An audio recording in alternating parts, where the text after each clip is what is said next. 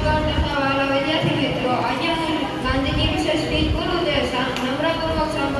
નમ્રપૂર્વક સાંભળવા નમ્ર વિનંતી. મહાત્મા ગાંધી, મારું જીવન એ જ મારો સંદેશ છે એવું મહાત્મા ગાંધીએ કહ્યું હતું.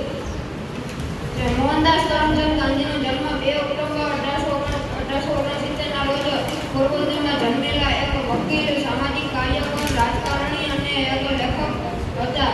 તેઓ ભારતીય સ્વતંત્રતા માટે રાષ્ટ્રવાદી ચળવળના વડા બન્યા હતા. તેમના સાચા કાર્યને લીધે જ તેને રાષ્ટ્રપિતા તરીકે બિરદાવવામાં આવ્યા છે.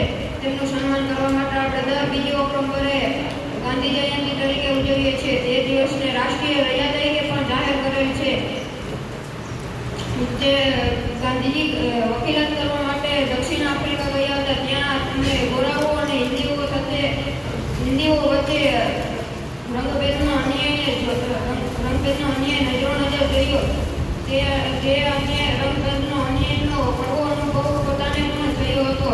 તે અન્યાયને દૂર કરવા માટે તેમણે અહિંસક લડત ચલાવી હતી. તે લડતમાં તેઓ સફળ થયા હતા. ગાંધીજી નેતાઓમાંના એક મહાન નેતા હતા. તેમણે ભારતની સ્વતંત્રતા માટે ઘણી લડતો ચલાવી હતી. હકીકતમાં તો બ્રિટિશ શાસનથી ભારતને મુક્ત કરવા માટે તેમણે સફળ અભિયાનનું નેતૃત્વ કર્યું હતું. તેમના મતે આંખના બદલામાં આખી દુનિયાને આંધળી બનાવી દેશે. અને તેઓ અહિંસાને અનુસરતા હતા. અને તેઓ માનતા હતા કે હિંસા એ કોઈ પણ વસ્તુનો જવાબ નથી. તમે જે વિશ્વમાં પરિવર્તન જોવા માંગો છો તે જ બનો. અને ગાંધીજી પોતે પણ તે જ બન્યા હતા. તે તેનો બદલાવ હતો. તેમના સાથી નાગરિકોની સ્વતંત્ર માટે જે જરૂરી કાર્ય હતું તે પણ કર્યું હતું. તેમણે પોતાના જીવનની ઓછામાં ઓછી કાળજી લીધી હતી. તેમણે અસંખ્ય હિંસાનું નેતૃત્વ કર્યું હતું. તેમણે જીવલેણ અન્યાયનો પણ સામનો કરવો પડ્યો હતો. અમદાવાદમાં બુજુર્ગોમાં અને સાબરમતી નદી કિનારે આશ્રમની સ્થાપના કરી હતી. તેઓ સાદાઈથી જીવન જીવતા હતા.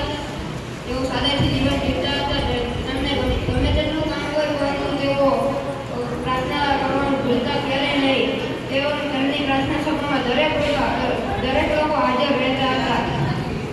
તેમને કોઈ નરસિંહ મહેતાનું ભજન કર્યું હતું. તે ભજન વૈષ્ણવ ભજન તો એને કહીએ તે અતિશય હતું. તેમણે પોતાની આત્મકથા પણ લખી હતી. તે આત્મકથા સત્યના પ્રયોગો નામે જાણીતી છે.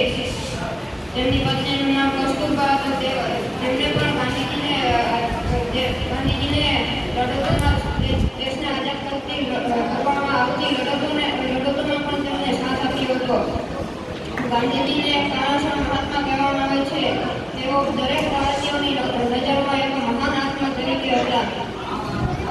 તેમના સતત પ્રયત્નો અને ચર્ચાને લીધે દરેક નેતાઓ ઉભા રહેવા માટે તૈયાર થયા હતા. તેમણે દરેકને વિશ્વ સભાઓ સાથે મળીને કાર્ય કરીશું તો આપણો દેશ પાછો જીતી શકીશું. આપણે ઘણા લોકોને જોઈએ છીએ એટલે રોલ મોડેલ તરીકે દેખાય છે. ગાંધીજી તેમાંનો એક છે. 30 જાન્યુઆરી 1948ના રોજ ગાંધીજી સવારે પ્રાર્થના સભામાં જતા હતા. ત્યારે નથુરામ ગોડસે નામના યુવકે તેમને ગોળીઓથી વીંધી નાખ્યા. તેમની સમાધિ દિલ્હીમાં આવેલી છે. તે રાજઘાટ તરીકે ઓળખાય છે. જય